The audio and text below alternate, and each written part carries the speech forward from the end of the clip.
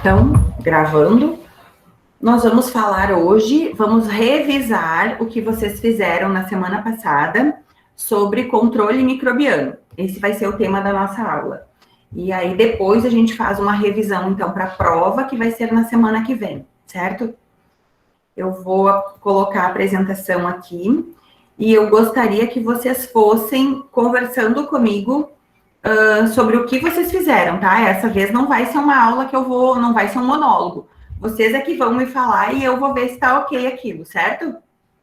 Então, vocês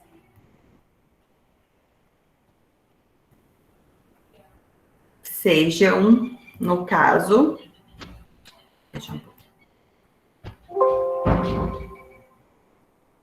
Agora que vocês já leram sobre o assunto, já sabem um pouquinho, a gente consegue conversar sobre ele. Então, vamos lá. Me expliquem, então, o que é um controle microbiano. Para que se faz controle microbiano?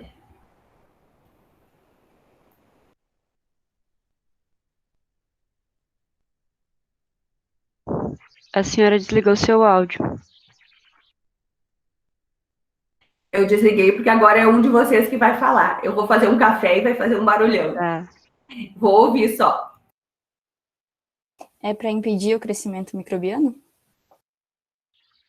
Ou então para matar todos os micro-organismos de uma determinada superfície ou lugar. Basicamente evitando que eles se reproduzam, né?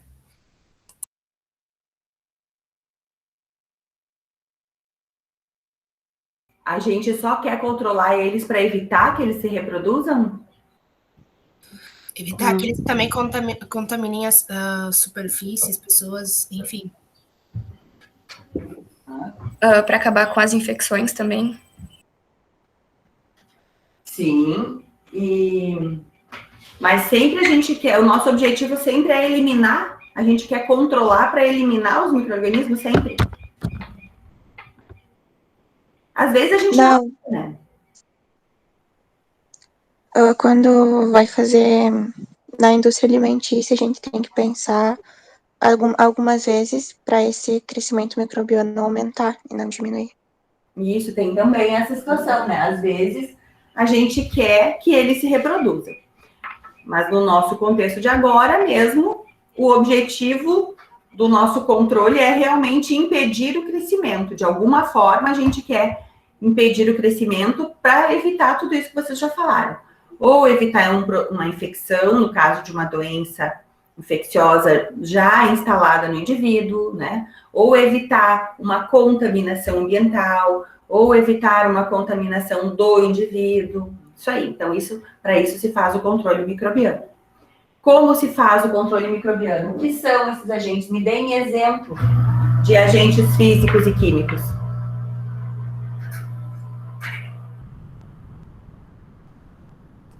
O calor, o álcool. Isso, o calor é um agente Físico. Qual outro agente físico a gente pode pensar?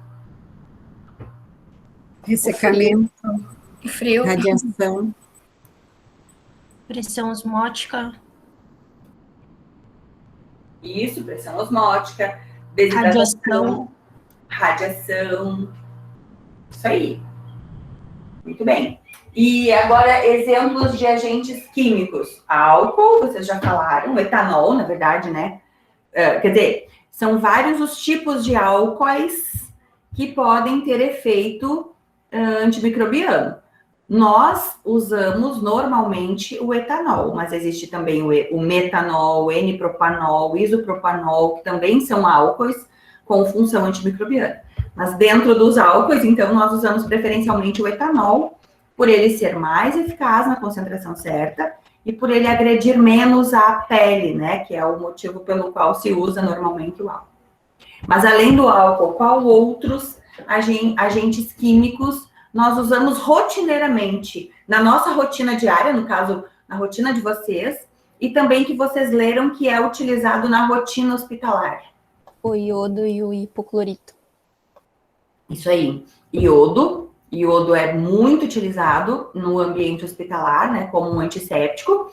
O hipoclorito, ele não é um antisséptico, né, é um desinfetante, também muito utilizado na concentração correta. E tem mais dois que eu quero que vocês lembrem o nome também, que é a clorexidine e o triclosan. São outros dois antissépticos muito utilizados na antisepsia nos ambientes de saúde, não só hospital, né, mas as unidades, enfim. Prof, qual é o segundo? Triclosan é um e clorexidine é outro. Tem as concentrações certas, né, não é... Mas, enfim, os nomes eu quero que vocês lembrem.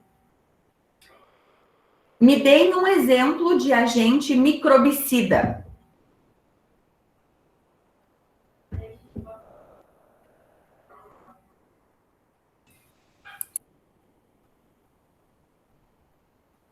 Lembram da diferença entre um agente microbicida e microbiostático? Qual é a diferença? Estático, sida. Eu acho Microbicida É da mata. mata e microbiostático diminui o crescimento. Isso aí. Então, me deem algum exemplo de agente que vocês entendam como microbicida e um que vocês entendam como microbiostático. Como microbicida, se enquadra ali o antibiótico, não? O antibiótico, tu acredita que existem antibióticos que são microbicidas e existem antibióticos que são microbiostáticos também. Depende do alvo deles dentro do micro-organismo. Por exemplo, se é um antibiótico cujo alvo seja ribossomo, por exemplo, ele pode ser microbiostático, porque ele só impede que essa bactéria cresça, por conta que está impedindo a produção de proteínas, mas não necessariamente mate. Agora, se é um antibiótico que destrói parede celular, se é um antibiótico que destrói membrana, aí ele vai ser microbicida. Então, dependendo do alvo desse antibiótico, isso vocês vão estudar em farmaco, mas dependendo do alvo desse antibiótico, vocês vão ter um ou outro, ele vai ser microbiocida ou microbiostático. Então, o antibiótico, alguns são microbicidas. Vamos definir assim, agente físico microbicida.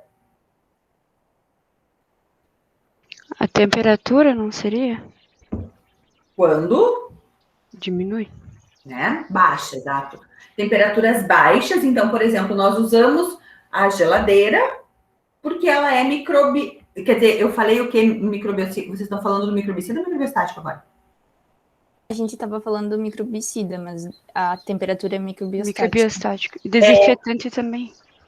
Tá, pois é, agora eu lembrei que não sabia de qual que a gente estava falando. Então, assim, a temperatura, ela pode ser as duas coisas, né? Se for uma temperatura, se nós estivermos falando do aumento da temperatura acima do nível da temperatura suportável pelo micro-organismo, aí ela é microbicida.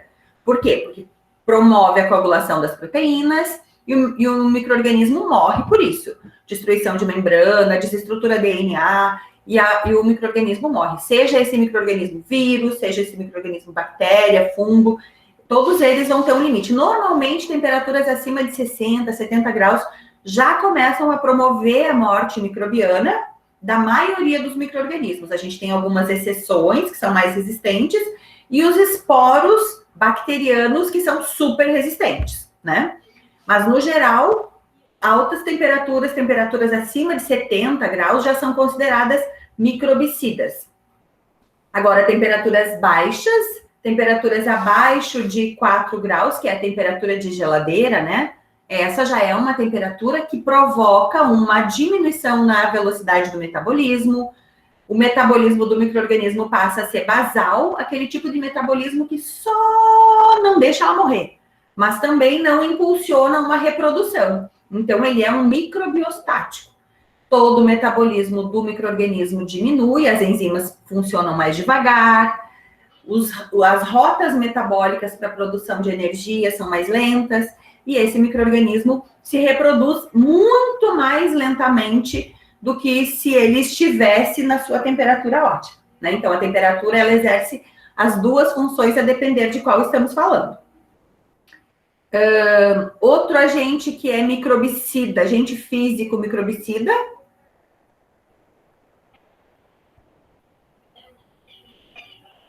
Nesse caso, poderia ser radiação, algo assim?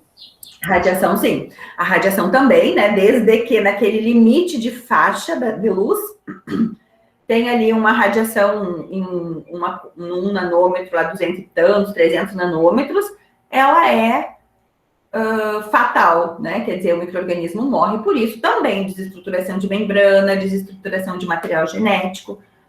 Aí sim ela é microbicida também. Outra coisa, tá, vamos falar de microbiostático agora. Que só faz parte. A maioria dos agentes que a gente usa rotineiramente são microbicidas, né? Dentro dos agentes químicos, por exemplo, a maioria deles são. O hipoclorito é microbicida, o álcool é microbicida, a clorexidina é microbicida, né? São microbicidas, a maioria são. Microbiostáticos é que são um pouco menos, mas, por exemplo, no momento que você tira nutrientes das bactérias, será que é microbicida ou microbiostático? É microbiostático, né? Porque se você, claro, a não ser que você deixe muito tempo, essa bactéria ela vai morrer de inanição, que a gente chama de starving, inclusive.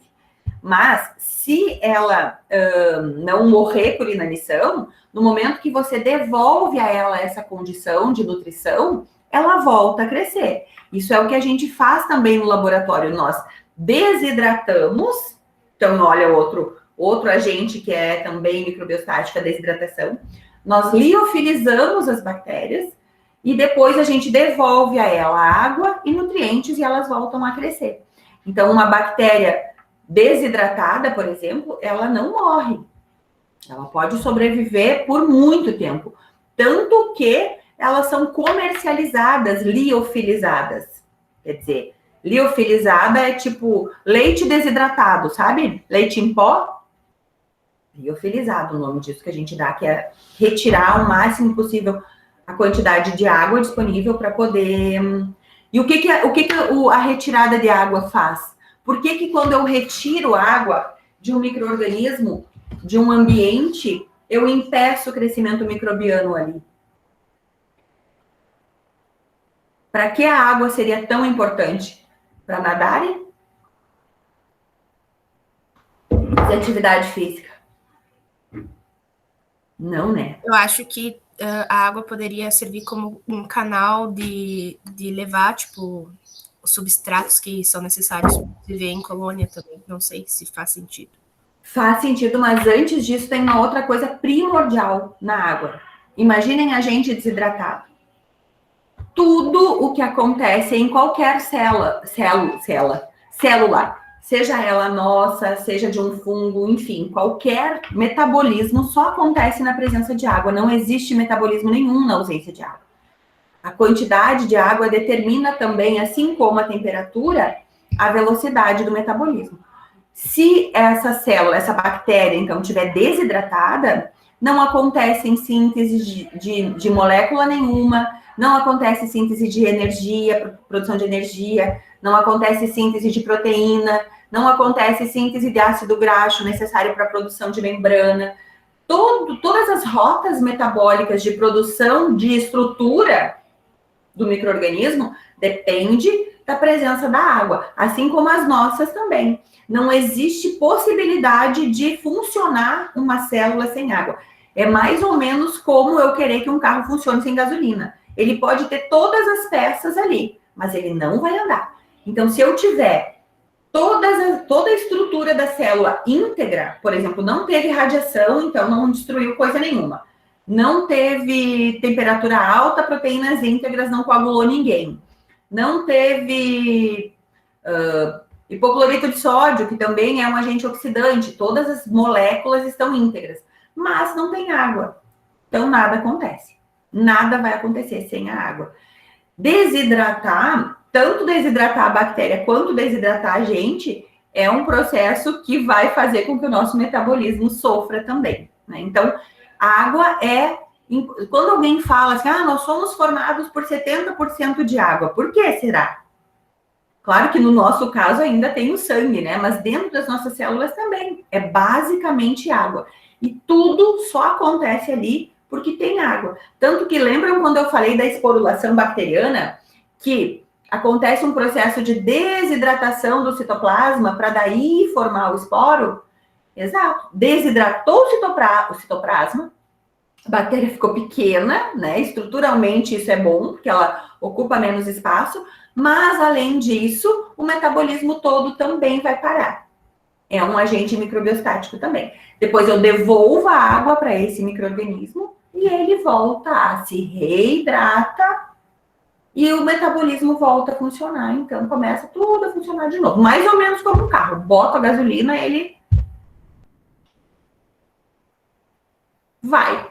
Prof, daí essa questão da desidratação seria por causa da pressão osmótica ou também pode ser por causa dela? A pressão osmótica é o nome que você dá à força que a água vai fazer para sair de dentro da célula e ir para fora, quando na região externa, essa célula, existe uma concentração de sal muito alta, por exemplo. Quando a concentração ambiental, né, de fora da célula é muito maior que a de dentro, então você diz que esse ambiente exerce uma pressão osmótica sobre a célula, entendeu?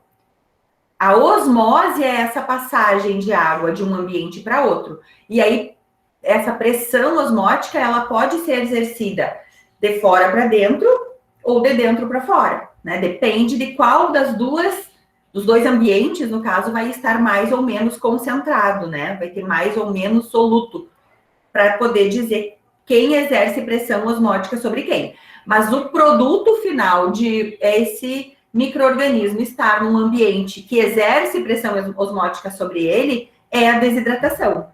Aí sim, que aí a água vai sair. Então, por exemplo, se você colocar sal na carne, que é o exemplo clássico, né? Ou quando a gente faz essas compotas, tudo que a gente guarda no sal e no açúcar, o objetivo é esse. O objetivo é que esse sal ou esse açúcar aumentem a concentração do lado de fora da bactéria, então sejam mais, tenha mais soluto, né? Seja mais hipertônico, e aí a água sai de dentro da bactéria para fora, desidrata. Então a gente tem desidrata, no caso, quando vai fazer o charque, desidrata a bactéria e a carne junto, né? Sai a água de todo mundo. Se vai colocar, o que mais? Se vai colocar, sei lá, tô pensando aqui naquelas, pensei naquele figo desidratado, por exemplo, né? Aquelas frutas desidratadas, elas chegam a ficar murchinhas, né?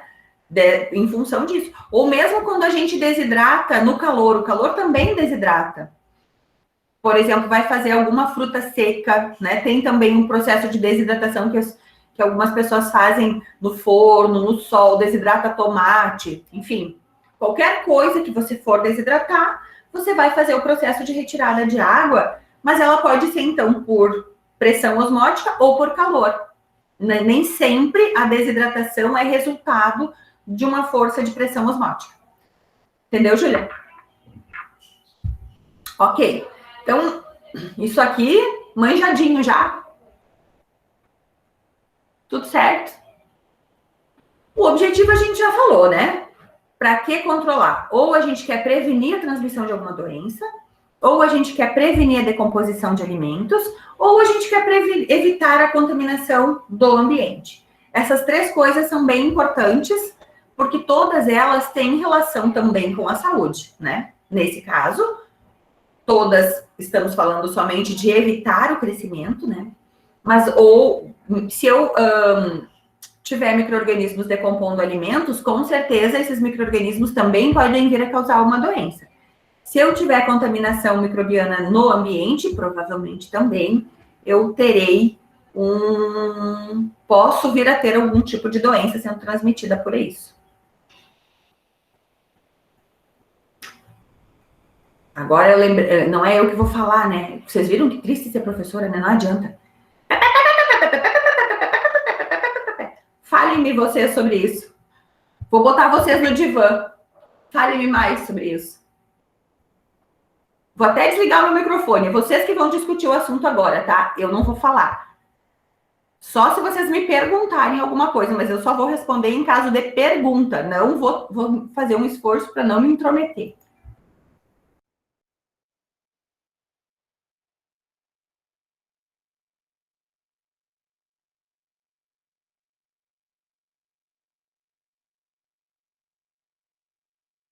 Tá, vou falar então. Eu acho que, como a professora tinha falado, a gente precisa conhecer, né, a nossa bactéria, o nosso agente, para poder saber como lidar com ele, como acabar com a reprodução dele. Daí, por exemplo, essas formas de controle, elas vão estar relacionadas ao metabolismo e à reprodução da bactéria, no caso que a gente está vendo, né?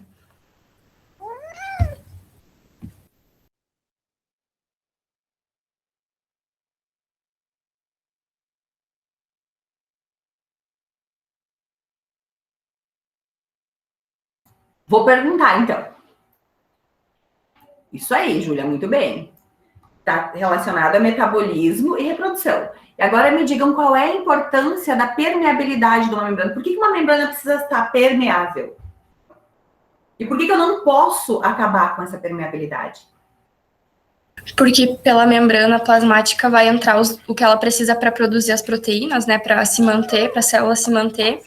E eu acho que também tem um problema de ela deixar entrar qualquer coisa, porque se entrar por exemplo, um agente tóxico, pode acabar com a célula, né? Então, acho que é ruim não ter permeabilidade e ter demais. Exato. Não pode demais. Não pode, tem que estar.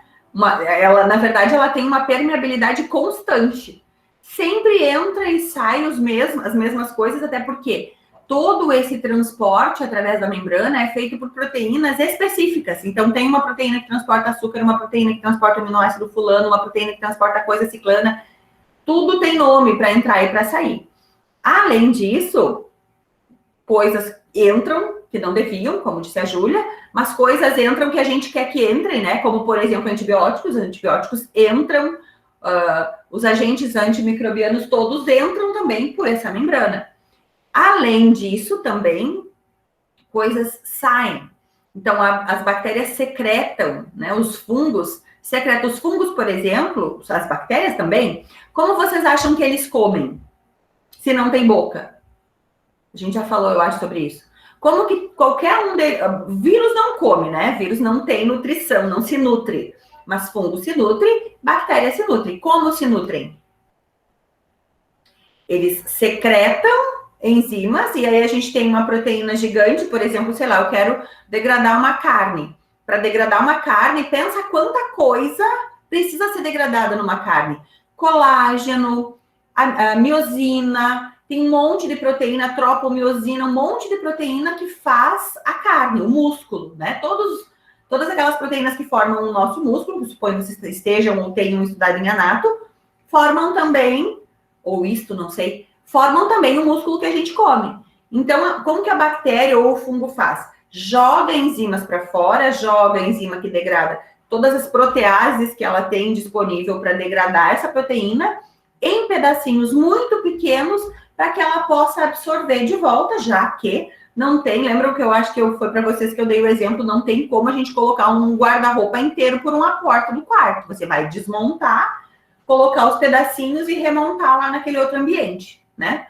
Assim vai acontecer. Então, a permeabilidade da membrana influencia muito na sobrevivência, na reprodução e também na possibilidade de secreção inclusive de fatores de virulência. Às vezes a bactéria não vai morrer, mas ela vai secretar fatores de virulência e ela não consegue porque não consegue secretar porque a membrana não está permeável adequadamente, mas normalmente está, né? Se não está, ela morre, porque daí não tem como sobreviver. E as proteínas, vocês já sabem, né? O que fazem as proteínas?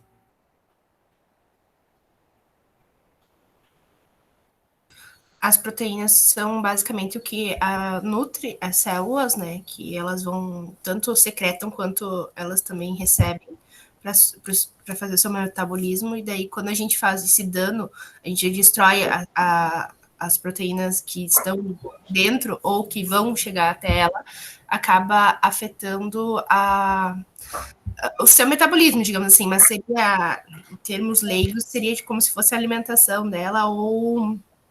Enfim, a nutrição dela. Pense assim, ó. Temos aqui a universidade e não temos nem aluno e nem professor. Também não adiantou de nada, né? As proteínas, as enzimas, elas são tanto estruturas fazem parte tanto da estruturais da célula, quanto os trabalhadores, as enzimas são, né? As enzimas são quem fazem tudo. Tudo é feito por enzima. Tudo que é transformado de uma coisa em outra é transformado por enzima. Como tudo precisa ser transformado na nossa célula o tempo todo, se não tem transformação, também não tem metabolismo. Se não tem metabolismo, não tem célula, não tem vida, não tem reprodução, não tem coisa nenhuma. Morte súbita, né? Então, as proteínas são fundamentais para que a célula consiga produzir energia, né? Então, os nutrientes são degradados todos por elas, se não tem proteína. E lembram da história da estrutura delas? Elas têm lá estrutura primária, secundária, terciária, quaternária. Lembram o que acontece quando elas desnaturam? Uma desnaturação proteica é quando você muda a conformação dela. Toda proteína tem uma forma muito dela. Então, por exemplo, eu só chamo isso aqui de caneca porque ela tem essa forma. Se ela tivesse essa forma, não seria uma caneca. Concordam? Se eu tiver um pires, que é feito do mesmo material, é a mesma coisa, é feito do mesmo material, mas tem uma forma diferente. Não é uma caneca, é um pires. A proteína, ela funciona mais ou menos assim. Eu tenho lá deixa eu pensar, uma proteína, sei lá. Fica o nome de uma proteína que todas sumiram da minha cabeça agora. Proteína colágeno. Eu tenho lá o colágeno. Colágeno só é colágeno porque tem aquela forma, né? Ele tem uma estrutura secundária, normalmente ele tem uma estrutura terciária, na verdade, porque ele tem em forma de hélice, mas várias proteínas juntas. Sei lá, direito, não lembro como é que é a estrutura do colágeno.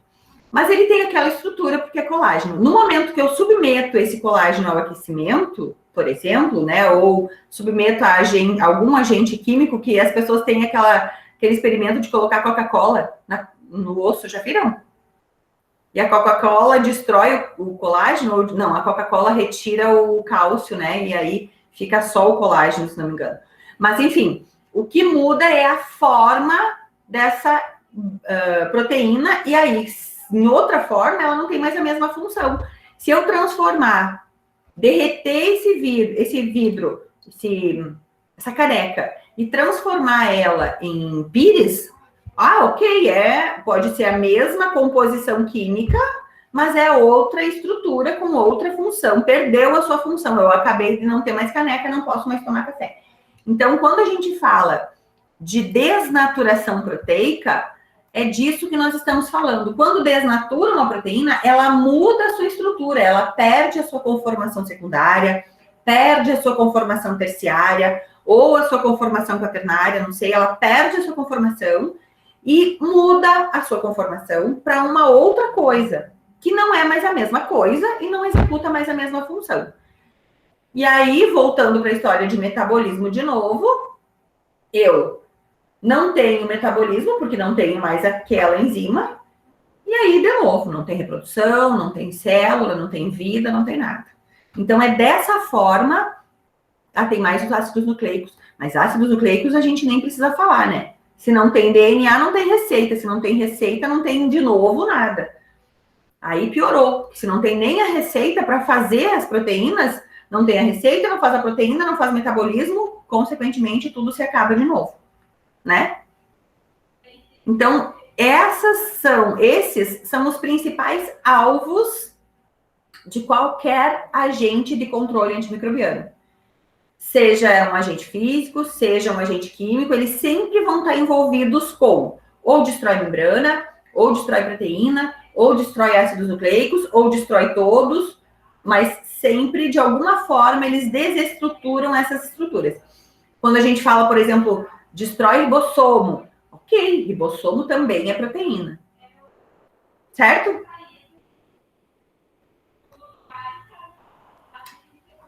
E agora, quem vai me explicar o que essa imagem significa?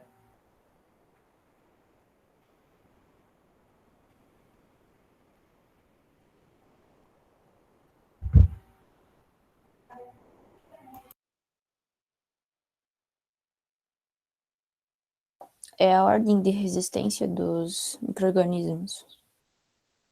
Do mais resistente para o menos resistente.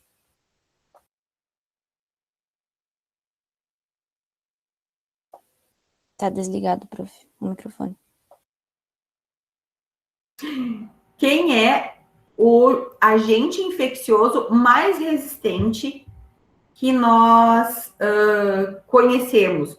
Nós conhecemos, lembrem-se que nem tudo que existe nós conhecemos, né? Talvez existam muitas outras coisas que nós não imaginamos ainda. Mas, a princípio, o que se sabe hoje é que o agente mais resistente é esse aqui. Por que será?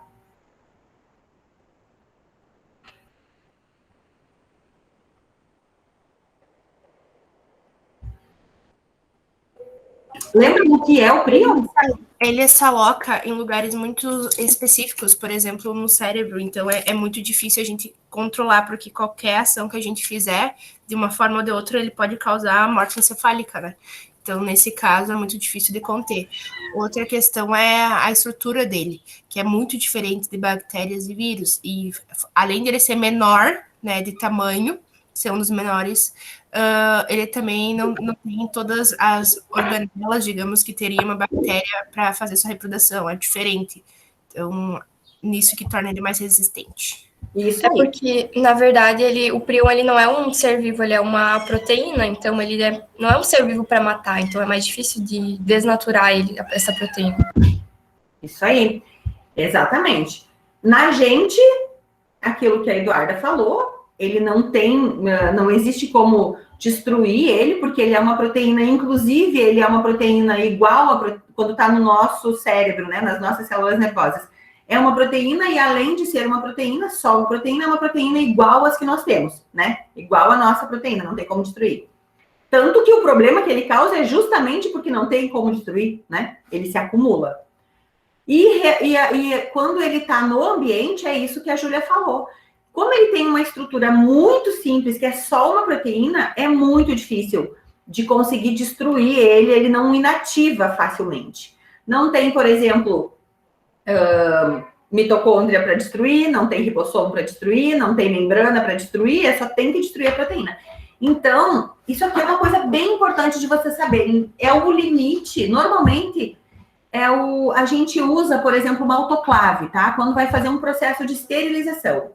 A gente usa a temperatura que se sabe ser capaz de inativar ou destruir, não é matar, né? Porque prion não é vivo, então se não é vivo não morre, de destruir os prions. 121 graus por 15 minutos, sabe-se que destrói prions. Depois, esporos bacterianos. Me falem sobre os esporos bacterianos. Os esporos bacterianos, ele é uma forma da bactéria se proteger quando ela está solta em um ambiente e não tem os produtos suficientes para se reproduzir ou para fazer seu metabolismo. Aí ela se desidrata, digamos assim, e se torna com uma camada protetora maior, e ela fica no ambiente, pode durar anos e anos sem digamos assim, morrer, né? Ela fica ali só esperando que ela consiga entrar em contato com os nutrientes necessários. Isso aí. Sendo que o principal deles é a água, né? E aí o oxigênio, aquele esquema. Todas as bactérias são capazes de esporular? Não, né? Não todas. Tem algumas, e dentre das que nós conhecemos que são importantes, quais vocês conhecem? Cloridium tetani. Clostridium. Clostridium, isso aí. Isso aí. Clostridium. Nós falamos bastante na aula do Clostridium tetani, mas todo o gênero Clostridium é importante. Inclusive, tem um Clostridium que se chama Clostridium difficile. Anotem esse nome aí. Clostridium difficile. Ele é um Clostridium, uma bactéria que esporula, e é muito comum ter surto em ambientes de saúde, principalmente hospitalar, de Clostridium como causador de diarreia. Por quê? Porque lá no hospital, normalmente quem está lá nesse ambiente, essas pessoas estão fazendo antibiótico terapia longa, né? Sei lá, estamos lá um dia, uma semana, um mês, tomando antibiótico. E aí o que acontece é que quando você toma antibiótico, você destrói a sua microbiota residente, né? Sua microbiota normal. E aí esse Clostridium, ele mora no intestino, ele faz parte da microbiota intestinal. Só que numa quantidade pequena. Como ele não morre pela ação desses antibióticos comuns, quando você elimina toda a sua microbiota normal, ele cresce demais e causa diarreias. É um problema, porque quando uma pessoa tem uma diarreia por Clostridium, a chance desse Clostridium ser espalhado no ambiente, justamente por produzir esporos, né, e tudo isso, é muito grande. Então, é muito comum que dê surtos. É resistente aos processos que a gente usa de higienização das mãos, então o álcool não elimina esse esporo, por exemplo. Vai ter que lavar a mão. Se vai lá no hospital, por exemplo, e vai atender um paciente que está com diarreia por Clostridium, o enfermeiro ou o técnico, seja lá quem for, vai precisar lavar a mão com água e sabão. Não vai resolver só passar álcool. Não vai eliminar. Ok? Mycobacterium, quem são?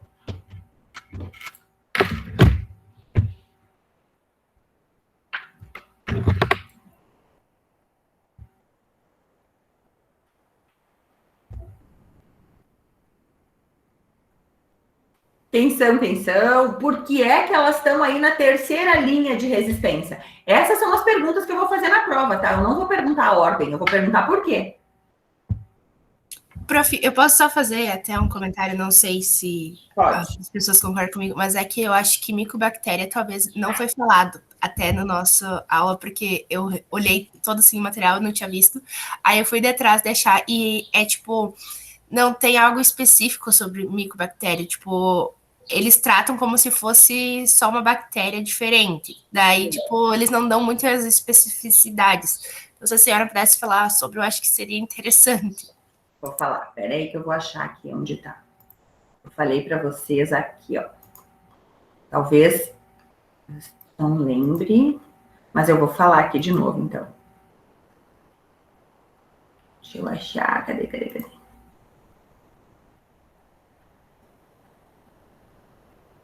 Eu falei delas para vocês quando eu falei isso aqui, ó.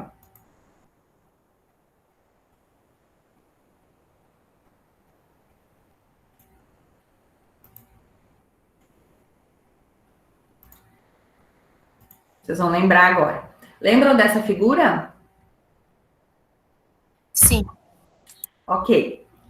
Nessa figura, a gente tem esse bar aqui. Vocês lembram quando eu falei que o bar é aquele tipo de bactéria que é um bacilo, álcool, ácido resistente, e que esse bacilo, álcool, ácido resistente, ele tem uma gordura diferente na parede, por isso que ele não se cora pelo grão. Ele tem aquela gordura, lembram que eu comparei com sebo? Não lembram? Vou falar então sobre ela. É uma bactéria bem importante de vocês saberem também. Vou falar quem são os micoplasmas, então. Mas eu coloquei essa figura só para vocês lembrarem ou em que momento nós falamos dela. Nós falamos delas aqui. Eu imagino que vocês devam ter anotado quem são. Micobactérias são Mycobacterium, é um gênero, né? Existe um gênero Mycobacterium, que é Mycobacterium tuberculosis, integra Mycobacterium lepre, Mycobacterium bovis. São várias espécies que fazem parte desse gênero. Deixa eu colocar lá de novo, então. Para a gente falar melhor delas. Então, anotem, tá? Essas micobactérias, o que elas têm de diferente que fazem elas serem a terceiro grupo mais resistente de bactérias? Elas têm na volta da parede, elas não têm peptídeo glicano como todas as outras. A composição da parede dessas bactérias é um pouco diferente, é muito mais resistente. Elas têm uma composição química diferente, que é formada por ácidos micólicos, por isso o nome micobactéria, de ácidos micólicos. E esses ácidos micólicos, eles são um tipo de lipídio que se assemelham muito a, como se a gente for fazer uma analogia, ao sebo da ovelha, que é aquele lipídio mais denso, né? Com ácidos graxos mais saturados, uma quantidade maior de ácidos graxos saturados. O sebo, né? Então, esse ácido micólico, ele dificulta a passagem de substâncias entre a célula e o ambiente, diminui essa permeabilidade da parede celular, que a parede celular formada por peptidoglicano, ela é bem permeável. É muito mais fácil passarem nutrientes por ali. Já essa parede das micobactérias, não. Então, elas têm uma estrutura de parede celular diferente, menos permeável. Isso faz com que elas sejam mais resistentes a mudanças de temperatura. Então, por exemplo, pensem no sebo.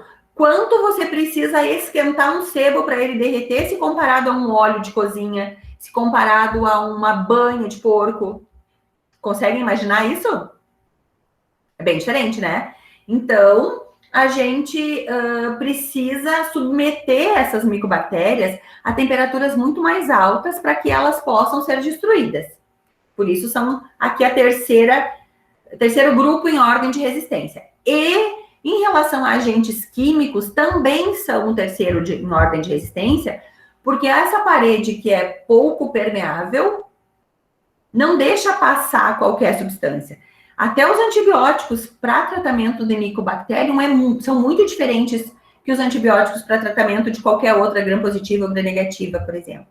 São antibióticos especiais, eles precisam ter uma ação diferente.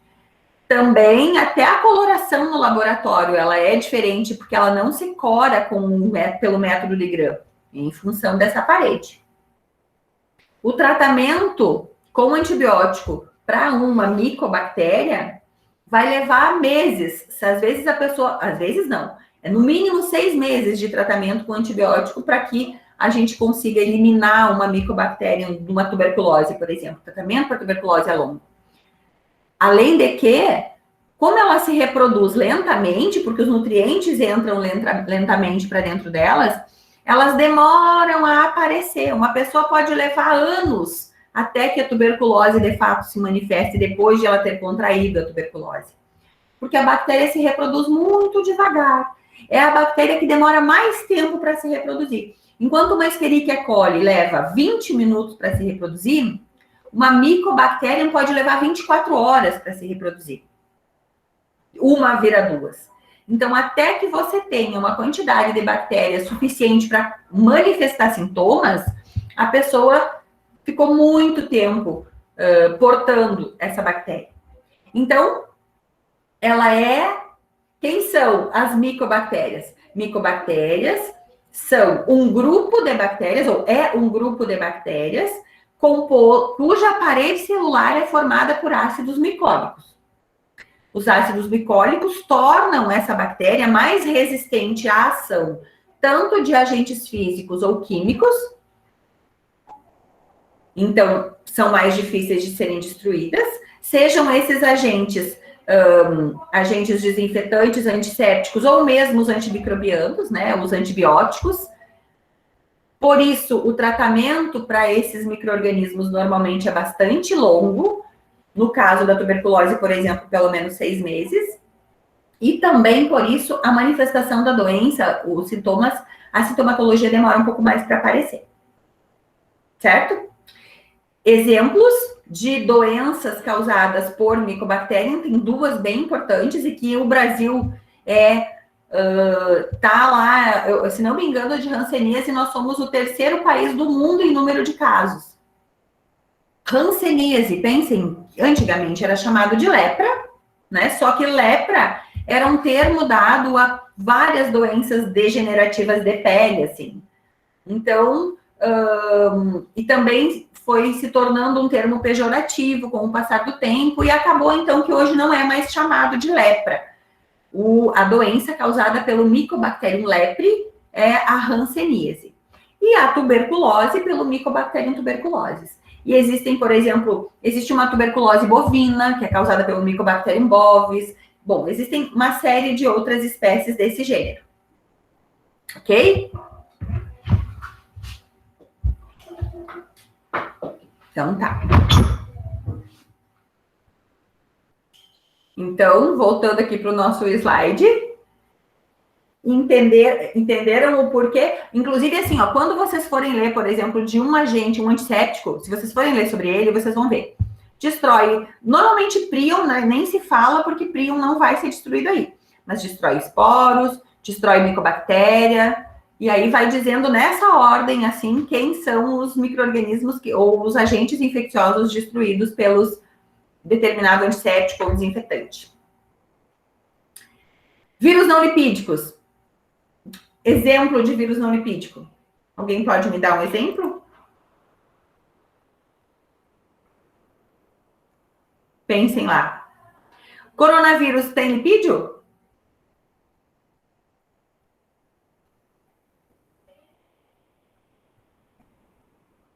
Eduardo, ainda bem que tu tá aí me salvando. Cadê os outros? Será que já foram? Partiram? Cadê vocês?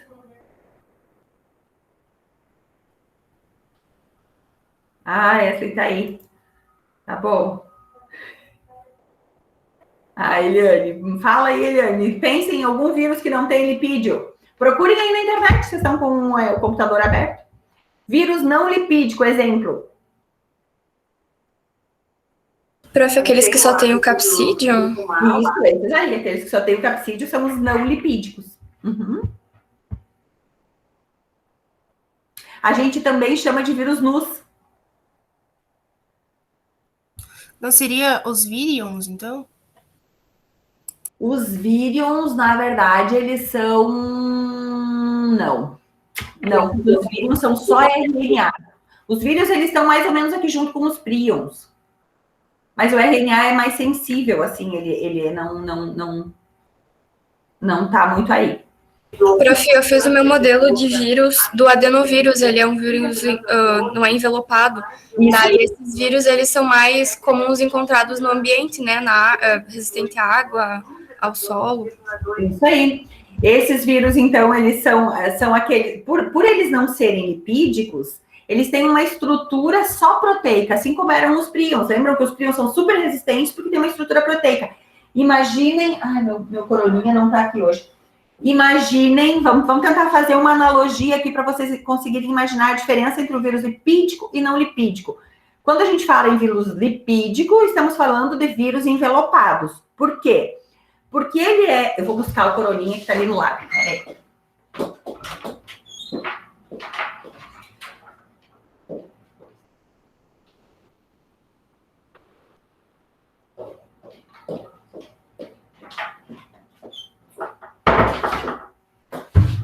Ó, vamos olhar para ele aqui. Que é o nosso vírus, que é um vírus lipídico, certo? Por que ele é lipídico? Porque ele tem o envelope. E lembram que o envelope, ele surge no vírus ou ele é roubado pelo vírus da célula? É uma parte da célula, da membrana. E a membrana celular é lipídica, né? É fosfolipídio. É lipídio puro. Então, imaginem que isso aqui é como se fosse uma bolha de sabão. Quando vocês fazem bolha de sabão, vocês estão fazendo como se fosse um envelope. A bolha de sabão é bem sensível, certo? Destrói facinho, facinho. E dentro da bolha de sabão, nós temos o capsídio. Voou uma spike. Dentro da bolha de sabão, nós temos o capsídio. O capsídio, ele é uma estrutura proteica rígida, bem rígida. Tanto que os vírus que são nus, assim, eles cristalizam, eles ficam em superfícies por mais tempo, eles são muito mais fortes, muito mais resistentes. Então, quando a gente pensa em vírus não lipídico, a gente está falando desse aqui. Só essa estruturinha. Só o capsídio, que é mais resistente. Por isso que ali na ordem, os vírus não envelopados ou vírus não lipídicos estão na ordem.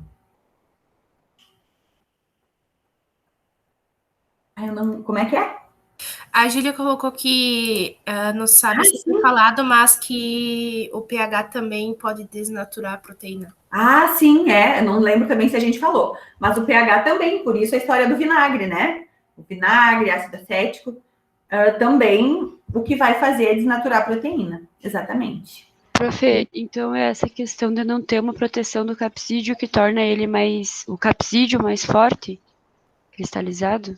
E aí por isso que ele é mais resistente? Não, não é isso. É por ele ser proteína. Porque o problema é que, assim, ó, o que a gente tem no nosso capsídeo? Olha só, como que os vírus lipídicos, então, que são os vírus envelopados, se ligam na célula? Pelas spikes, certo? No momento que você destrói o lipídio, destrói o envelope, você destrói, e aí, por que jeito que o vírus vai entrar se ele não tem mais as spikes deles? Então, o que tu faz quando destrói o envelope é eliminar tu inativa o vírus, tu elimina a possibilidade de ele conseguir pôr a chave dele lá na chaveadora. Mas o que torna a estrutura essa daqui mais resistente é o fato de ser formado só por proteína. A proteína é uma estrutura muito mais rígida. É mais ou menos como você pensar em pegar. Deixa eu pensar alguma coisa que seja uma proteína bem que a gente conheça. Comparar uma proteína com lipídio? Poderia ser a clara do ovo, prof, que é uma proteína que desnatura bem fácil com o calor. A clara do ovo é proteína, desnatura bem fácil pelo calor, isso aí. Quando a gente... Só que a clara do ovo, ela não tem uma estrutura muito rígida. Eu queria pensar numa proteína estruturalmente rígida. Não consegui pensar em nenhuma agora. Mas, enfim, a clara do ovo muda com o calor, isso daí. Essa a gente consegue ver um processo de desnaturação visível, né? Ela muda a estrutura. Mas o capsídeo, ele é naturalmente, assim, mais rígido. Ok? Então, por isso que vírus lipídicos são mais sensíveis a mudanças ambientais. Sejam essas mudanças calor, pH, detergentes, né? É muito mais fácil destruir um lipídio do que destruir um capsídeo. Vírus lipídicos, vírus envelopados, vírus não lipídicos, vírus nus. É um outro termo que se usa, então, para a mesma coisa.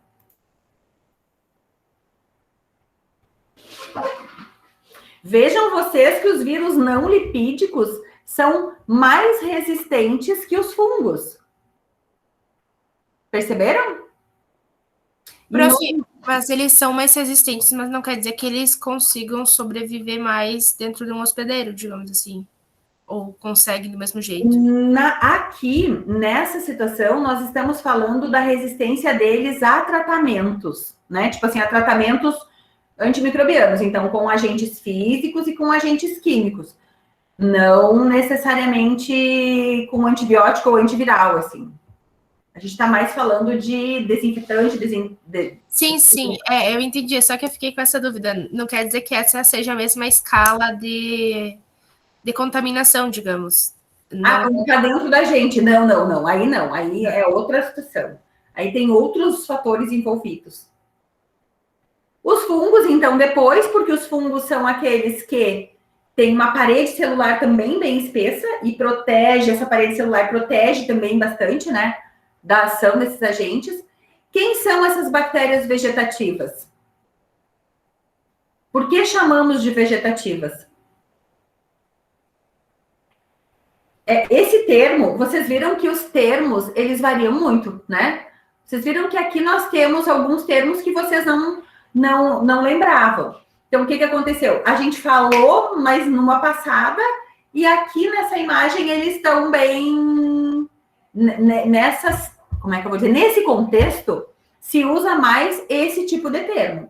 Então, quando nós falamos em bactérias vegetativas, quando eu expliquei para vocês o que era esporos e como os esporos são formados, todas as bactérias que estão em condição de se reproduzir, que estão se reproduzindo, são chamadas de vegetativas. Parece o processo inverso, né? Quem está vegetando está parado, mas não é. Nesse caso, vegetativa, nós falamos que são as bactérias que estão se reproduzindo. Quem são essas aí?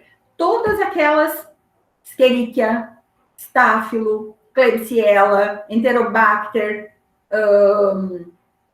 Salmonella, Streptococcus mutum também, prof? Streptococcus, todas as bactérias que a gente falou estão aqui, exceto aquele grupinho que forma esporos. Então, daquelas importantes para nós, daquelas que nós falamos mais, somente quem está nesse grupo é o grupo Clostridium e Bacillus. Clostridium tetani, Clostridium botulinum, Bacillus cereus, Bacillus anthracis. Esses estão aqui. As outras, todas fazem parte desse grupo aqui. O que isso significa?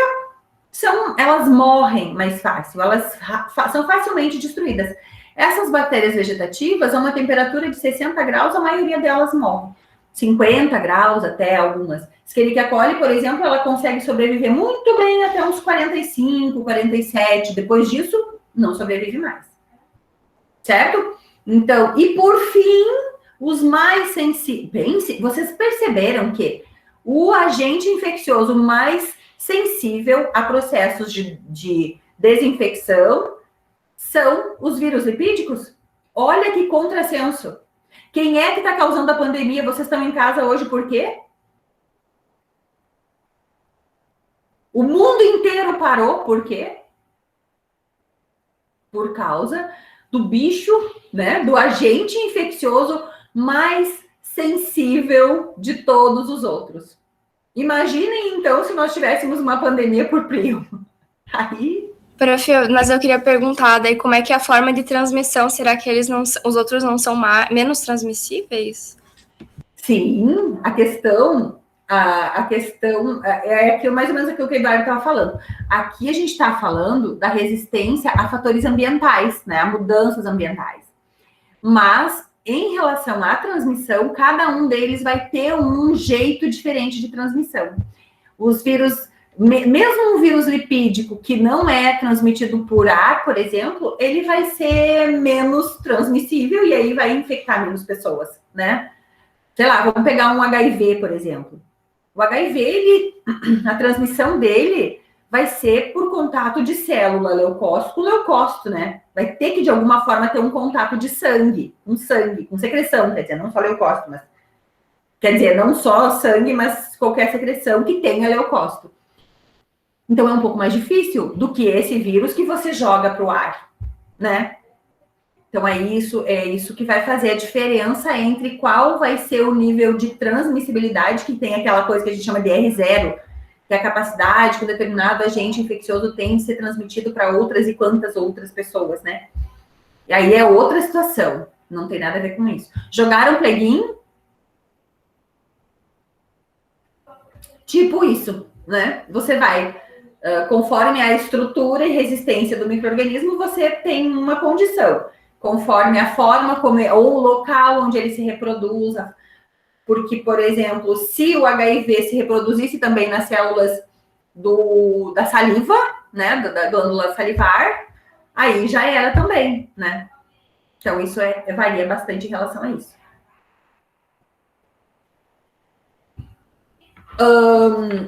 Eu não sei como vocês foram fazendo, vocês foram escrevendo nos slides de vocês as coisas que a gente foi... o que era cada coisa depois? Como vocês fizeram isso? Porque agora, assim, ó, o que eu pensei em fazer? Eu não vou, se eu for falar de cada um dos slides, eu vou passar 5 dias falando, como vocês bem já viram. Eu tô recém no 3º, eu acho, né? E não paro de falar. Então, o que eu quero fazer agora? Eu vou passando mais rapidinho e vocês vão me falando se ficaram com alguma dúvida. Vocês perceberam que, quando a gente fala em dúvida, olhem nesse slide a quantidade de dúvida que vocês ficaram, né? Palavras, um obstáculo de uma palavra, vocês não conseguiram, de repente, associar o que era um vírus não lipídico com um vírus nu, que foi o termo que eu usei na aula, já bloqueou a informação de tudo o resto, né? Então, assim, é isso que eu quero que vocês reparem agora. Vocês entenderam o que eu estou querendo dizer com aquela frase, com aquele texto? Se não entenderam, vão me perguntando, certo? Então, vamos lá, rapidinho. Entenderam o que é uma taxa de morte microbiana?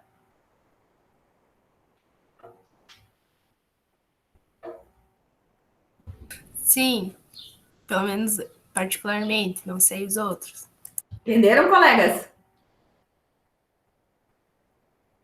Primeira morte. Eu submeto um grupo, um monte de bactérias, né? Uma população bacteriana a uma pressão de qualquer agente. Normalmente, ali morre 90% delas. Então, se eu tinha 1.000, ficou 900. Acho que no próximo slide tem isso. Tinha 1.000, ficou 900. Aqui. Mais ou menos isso.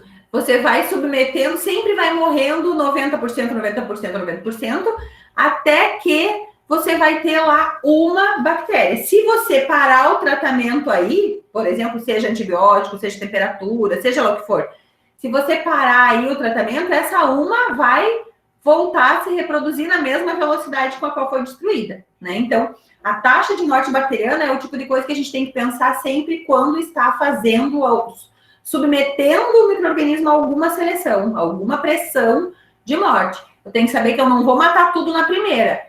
Por isso, eu preciso de tempo, por exemplo, se eu estiver expondo a uma temperatura, por isso eu preciso de tempo para expor algum agente. Se eu estiver, por exemplo, submetendo um artigo lá do hospital, um catéter. Ninguém vai esterilizar um catéter, tá? Mas eu estou só pensando no nome de alguma coisa. Submeter um catéter a um processo de esterilização química. Vou usar glutaraldeído, que é o agente esterilizante que se usa para produtos ou para artigos hospitalares que não pode ser posto no autoclave, tá? Se eu botar no autoclave, vou derreter. Alguns são de plástico, polipropileno, sei lá. Se eu deixar lá o tempo não suficiente, eu não vou matar todo mundo. E se eu não matar todo mundo, se ficar uma bactéria ali viva, essa bactéria vai ser introduzida no paciente e aí eu vou causar uma infecção nesse paciente, né? Uma que, quando no caso é uma infecção causada lá no hospital, eu vou chamar de infecção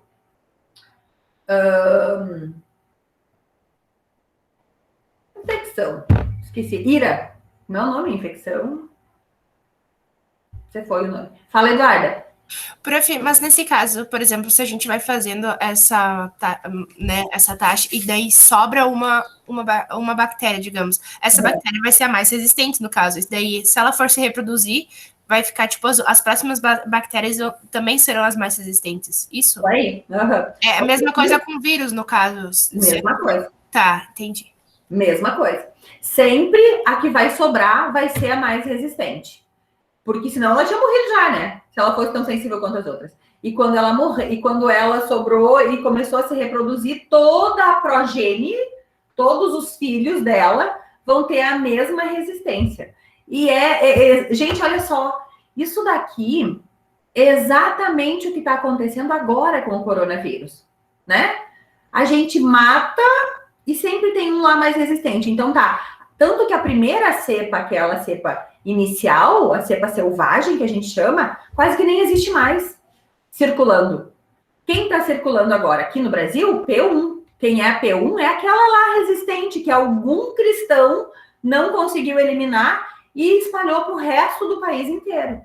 Agora vem lá a cepa delta da Índia. A cepa da Índia, ela primeiro estava lá em 20%, sei lá quando que ela estava, em novembro, 20% da população indiana tinha essa cepa, hoje 100%, 99% dos contaminados na Índia tem essa cepa. Já lá no Reino Unido também, já está muito mais gente, daqui a pouco chega aqui. Agora nós temos 20 casos no país de indivíduos com cepa delta. Se ela não for contida e inclusive aquele ali matado, morto, quer dizer, destruído, daqui a pouco ela vai tomar conta e a gente vai ter 100% da população contaminada com coronavírus por cepa delta também. Então, é exatamente isso que acontece. Ela não é eliminada completamente, e aí daqui a pouco toma conta de novo, né? Ela volta a tomar conta. Tanto que lá na Índia, essa cepa passou muito tempo sem ter um espalhamento expressivo, porque ela estava contida, mas foi contida e não eliminada. Então, não adiantou nada. Nas mãos de alguém ou na saliva de alguém, estava ainda passando para outro, né? Até que daqui a pouco alguém foi no cinema e passou para todo mundo.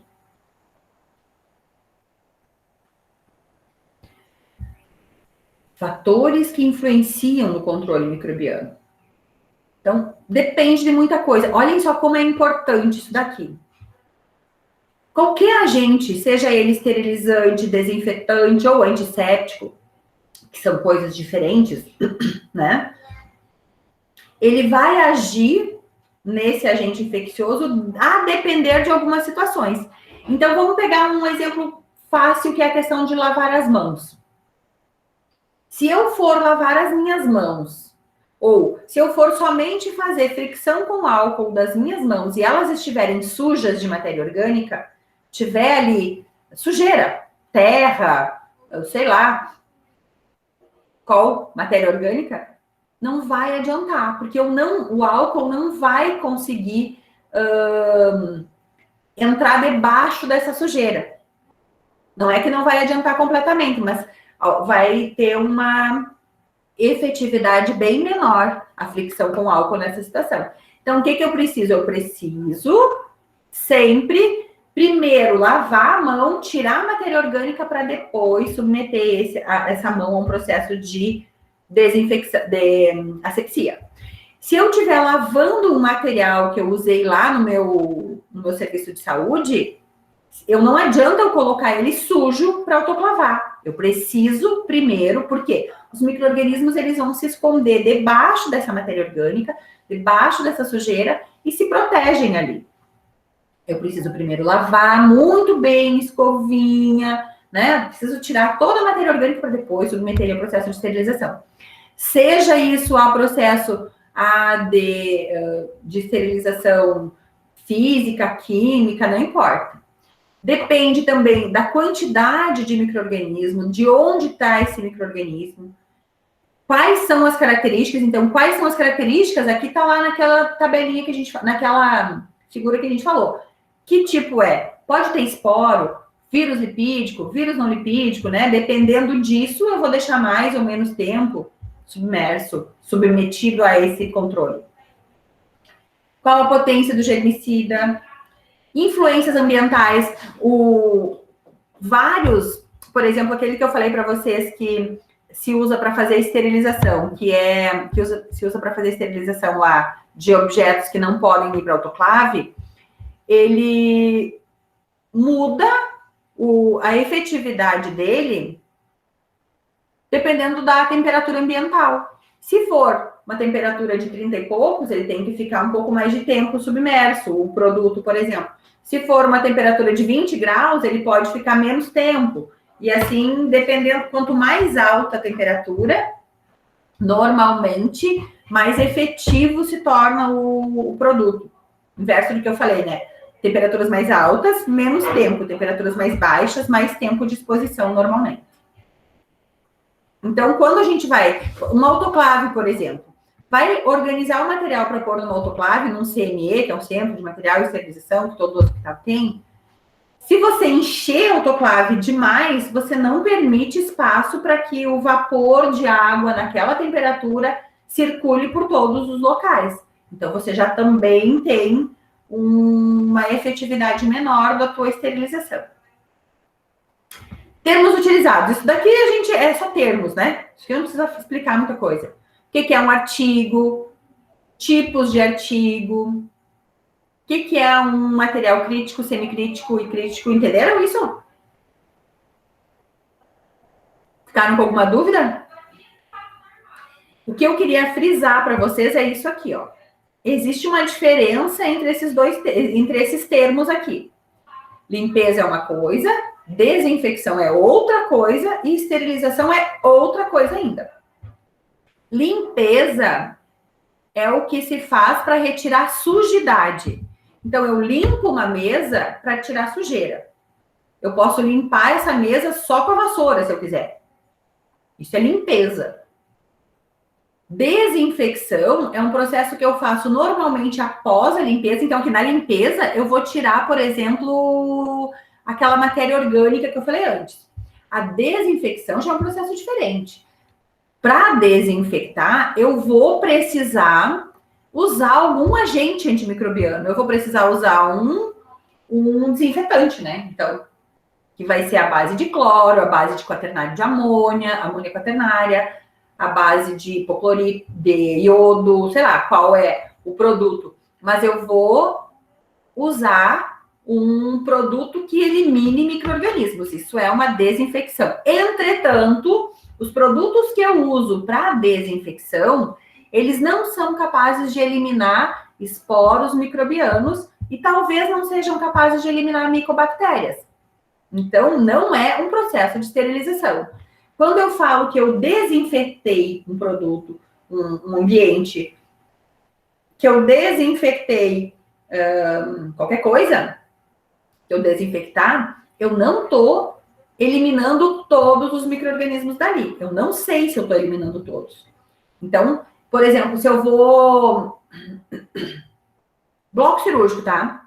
Eu não esterilizo um bloco cirúrgico. Porque para esterilizar, só se eu incinerasse ele. Não existe como. Porque o termo esterilização significa que eu eliminei todo e completamente qualquer micro-organismo possível de existir ali. Então, por isso que a gente diz assim, ó, que um material não crítico, ele pode ser feito só limpeza, porque ele vai entrar em contato com a pele íntegra. Então, por exemplo, sei lá, um termômetro, por exemplo. Um termômetro que entra em contato com a pele íntegra, ele precisa ser limpo. Agora, um artigo, né, um material que vai entrar em contato com a mucosa ou com a pele não íntegra, então já precisa ter passado no mínimo por um processo de desinfecção. Mucosa da boca, né? Então aqueles coisas que baixam a língua, né? Aquilo ali, por exemplo, ele vai entrar em contato com a minha mucosa, ele tem que ter passado por um processo de desinfecção. Eu tenho que ter conseguido eliminar vírus lipídico, vírus não lipídico, bactérias vegetativas, no mínimo, né? Agora, um material que vai ser utilizado em processo invasivo, que vai entrar em contato com o meu sangue, com o meu músculo, que vai atravessar a minha pele, precisa estar completamente livre de qualquer micro-organismo. E isso inclui, inclusive, prion. Precisa ter passado por um processo de esterilização, ok?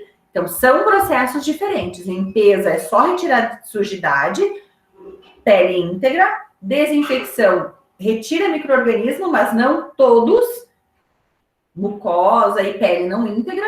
E esterilização, qualquer tipo de contato de invasão, né? Contaminação, então, presença de qualquer material vivo. Descontaminação, retirada desse material, desses micro-organismos de um determinado ambiente. Então, aqui está explicando tudo aquilo que eu falei, a limpeza, descontaminação, tipos de limpeza, tipos de desinfecção. Aqui tem um outro termo que talvez vocês ainda não tenham, talvez não, esse a gente ainda não falou. Processo que promove inibição, desinfecção, processo que promove inibição, morte ou remoção de micro-organismos patogênicos e saprófitas. Micro-organismos saprófitas são aqueles que fazem parte da microbiota de um determinado ambiente. Então, por exemplo, se eu vou fazer sepsia da mão, eu retiro os micro-organismos saprófitas, que são aqueles que fazem parte da microbiota da mão, por exemplo. A questão é que desinfecção é um termo que não se usa para a pele, né? Desinfecção é um termo que se usa para superfícies e ambientes. Então, aqui está explicando sobre o que é alto nível, nível intermediário. Quanto mais alto é o nível, mais, são os micro-organismos que são atingidos, né? Então, aqui, por exemplo, qual é o mais complexo aqui? Os esporulados. Então, uma desinfecção de alto nível tem que eliminar os esporos, as micobactérias e fungo. Se eliminou esporos, já eliminou todos os outros, né? Aqui, ó, de nível intermediário, já não elimina os esporos e inativa os bacilos da tuberculose, mas nível intermediário, o limitante vai ser os esporos. E baixo nível não mata quase ninguém, né? Fala, Gabi. Prof, eu fiquei um pouco confusa entre a diferença de desinfecção e descontaminação. No caso, seria que a descontaminação é para pele? Não tem diferença. Não tem? Você Porque eu descontamina, não tem uma diferença, assim. Depende de quem está falando e do contexto. Por exemplo, eu vou fazer descontaminação dessa mesa. Ok, eu descontamino, eu retiro os micro-organismos dali. Eu vou fazer desinfecção dessa mesa. Ok, eu vou fazer desinfecção, eu vou retirar os micro-organismos dali. Entendeu? O que não... Tu pode descontaminar a tua pele também. O que tu não pode dizer é que tu vai fazer uma desinfecção da pele. Aí não. Na pele, tu vai fazer uma antisepsia ou uma asepsia.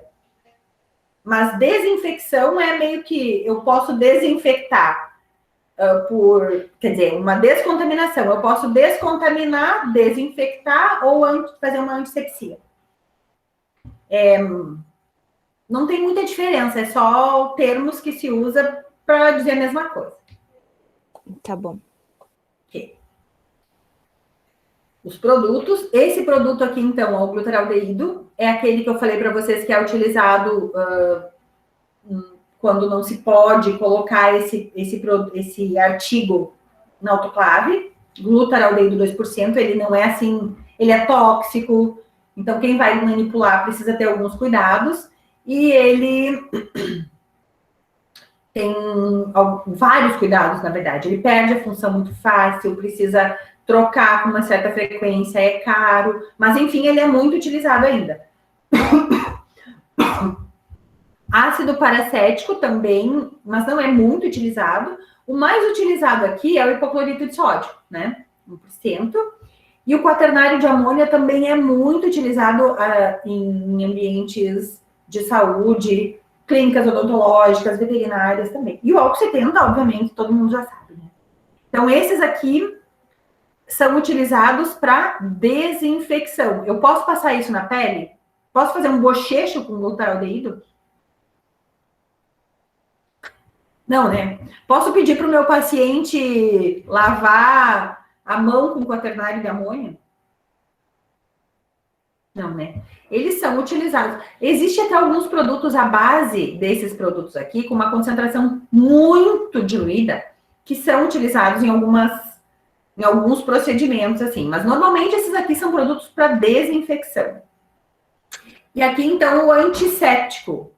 Antisséptico é um produto que faz a descontaminação de tecidos vivos. De tecidos vivos, que pode ser um tecido morto, né, também. No caso aqui, tecidos vivos. Então, o antisséptico vai matar os micro-organismos também, ele tem que ser menos tóxico, e aqui estão os mais utilizados, PVPI, que é, então, uma polivinilpirrolidona iodo. Na verdade, o agente aqui é o iodo, clorexidine e o álcool etílico. Esses são os mais utilizados como antisséptico, porque eles eliminam, então, os micro-organismos da pele. Esses dois aqui, ó, aqui não está escrito triclosan. Vou até escrever. Oi.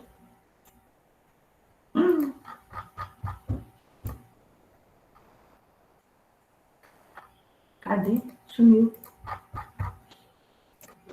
Aqui. Tem também esse daqui, ó. Triclosan. Esses aqui, o que tem de diferente entre eles? Que anotem que é isso que eu vou pedir na prova, tá? Não é o que está escrito aqui. Esses três aqui, eles são diferentes do álcool na seguinte coisa. O álcool, ele não tem efeito residual. Então, eu lavo a mão, por exemplo, eu desinfecto um lugar, eu faço antisepsia de algum local da minha pele, e o álcool elimina, ele é muito mais eficiente que os outros, ele elimina os micro-organismos dali, só que ele, logo, a gente se encostar em algum lugar, a gente já pode pegar o micro-organismo de novo, né? Coloniza de novo aquele local. Já esses três aqui, o iodo, o clorexidina e o triclosan, eles têm efeito residual. Então, eles são usados em situações diferentes. Por exemplo, rotina de profissional da saúde usa álcool etílico normal. Sem ser rotina, que vai ser, por exemplo, em bloco cirúrgico, UTI, é mais interessante que se use esses agentes antissépticos aqui. Por quê? Porque ele vai ter efeito residual. Então, eu vou poder ele vai ficar fazendo efeito na minha mão por 2, 3, tem relatos até de 6 horas de efeito residual. Isso significa que eu vou pôr a luva, por exemplo, vou estar lá fazendo uma cirurgia, eu não, né, vocês vão estar lá fazendo uma cirurgia, não vão poder ficar toda hora, tira a luva, bota a luva, lava a mão, lava a mão, lava a mão, tira a luva, bota a luva, lava a mão, lava a mão. Então, aí você vai usar um antisséptico com efeito residual. Mas, eles são menos efetivos que o álcool etílico.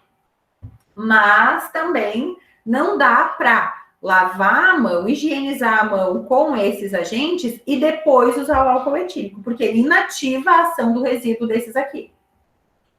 Entenderam? Sim? Resumo da ópera. Antissépticos. Mais utilizado álcool etílico. Pelo custo, por não deixar efeito residual. É bom ou é ruim não deixar efeito residual? No normal é bom, porque eu preciso da microbiota da minha mão. Ela é importante para mim. Eu não posso eliminar a microbiota da minha mão assim, ela louca toda hora, todo dia. Então, eu uso álcool etílico normalmente para procedimentos normais, higienização normal das mãos, ok. Agora, quando eu vou fazer um procedimento, por exemplo, bloco cirúrgico, procedimento que eu preciso de mais tempo de mão antisséptico, com antissepsia, aí eu vou usar esses agentes aqui, que têm efeito residual. Entretanto, eles têm de ruim que eles têm efeito residual, né? Ao mesmo tempo que é bom, é ruim, porque eu não quero que tenha micro-organismos na minha mão, nesse momento isso é bom, mas eu retiro também a microbiota da minha mão, o que é ruim. Certo? Ok. E aí, esterilização. Então, já falamos sobre isso. Esterilização é um procedimento que elimina, inclusive, os esporos microbianos. Se passou por esterilização, ele está estéril. Se não passou por esterilização, ele está desinfectado, não estéril. Então, é uma diferença importante para vocês saberem o que é uma coisa e o que é outra. Germicida, então, normalmente são aqueles produtos... O germicida é meio parecido com o antisséptico, né? Eles eliminam os micro-organismos vegetativos. Prof, forma vegetativa seria a forma normal? Tipo, a bactéria ativa, sei lá? Isso aí. A forma vegetativa é aquela bactéria que não está... quer dizer, que está se reproduzindo. Porque ou ela é vegetativa, está se reproduzindo, ou ela está esporulando. Como a gente tem poucas espécies, poucos gêneros, na verdade, que esporulam, então a maioria das bactérias são vegetativas. Tipo, todas aquelas que causam doenças. Staphylo, Escherichia, Salmonella, Proteus, Enterobacter, Klebsiella, que mais? Acinetobacter, essas aí, tudo. Enterococcus, Streptococcus. Todas essas bactérias, elas estão sempre na forma vegetativa, porque elas nunca vão esporular. Eu nunca vou ter um esporo de Streptococcus na minha vida. Nunca vou ver um esporo de Staphylococcus. Então, elas são vegetativas e morrem mais fácil. Vocês ficaram com alguma dúvida em relação a quais são os agentes físicos e os agentes químicos aqui? Prof, eu acho que a gente não viu sobre a filtração. Ah, esse daqui... Tá, isso aqui é bem importante agora mesmo. Na verdade, sempre foi, mas nunca foi dado importância à filtração como é dado agora. A filtração... Vamos lá. Ver se tem alguma... Ah, antes de falar da filtração, deixa eu falar da autoclave. Vocês conhecem uma autoclave? Prof, eu tava pensando se não é o que a gente chama de estufa, que por exemplo, nos consultórios de odontologia tem. Deixa eu parar esse aqui. Tomara que eu consiga ir.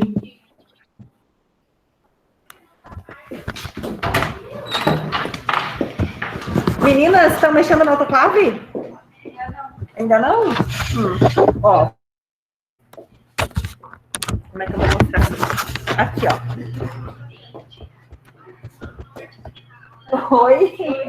A Melissa tá lavando o material. Estão vendo ou já caí? Aqui é a lavagem de material, tá? Aqui as meninas estão fazendo coisas. E aqui na sala de lavagem de material, a gente tem 2 autoclaves, então. Uma... Meu Deus. Uma para material limpo e uma para material sujo. Como funciona a autoclave, ó?